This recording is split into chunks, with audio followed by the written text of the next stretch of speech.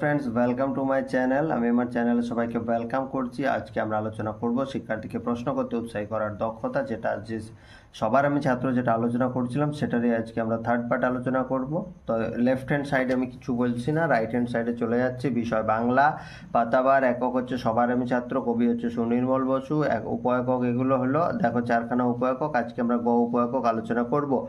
আচরণাঙ্গ সমূহে যদি চলে যায়, শিক্ষার্থীর দ্বারা প্রশ্নকরণ, প্রশ্নকরণের নমনীয়তা, প্রশ্নকরণের পরিমিতিবোধ এবং বিষয়ের সাথে সম্পর্কিত প্রশ্ন।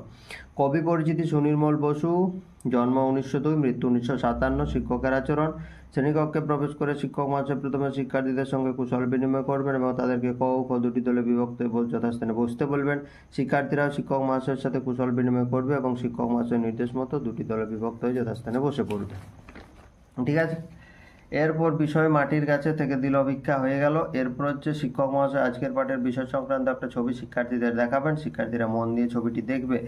পাঠটি ভালো করে বুঝিয়ে দেওয়ার পর শিক্ষক মহাশয় শিক্ষার্থীদের মনে কোনো প্রশ্ন থাকলে সেটা জিজ্ঞাসা করতে বলবেন। শিক্ষার্থীরা পাঠটি মনোযোগ সহকারে শোনার পর যেসব প্রশ্ন তাদের মনে জাগরিত হবে সেগুলি জিজ্ঞাসা করবে।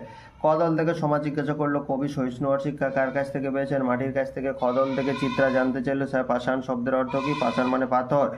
শিক্ষার্থী দ্বারা প্রশ্নকরণের নমনীয়তা হয়ে গেল। ক দল থেকে অতনু জিজ্ঞাসা করলো কে কবির প্রাণে গান জাগায়? ঝর্ণা। প্রশ্নকরণের পরিমিতিবোধ। এবং শেষে খ দল থেকে সম্রাট জিজ্ঞাসা করলো আপন কাছে কঠোর আর দীক্ষা কবি কার কাছে থেকে পেয়েছেন? পাষাণ অর্থাৎ পাথরের কাছ থেকে। বিষয়ের সাথে সম্পর্কিত প্রশ্ন হয়ে গেল। তাহলে চারটে কম্পোনেন্ট আমাদের হয়ে গেল। এখানে শেষ করছি, পরের ভিডিওতে আবার দেখা হচ্ছে। Thank you, have a good day.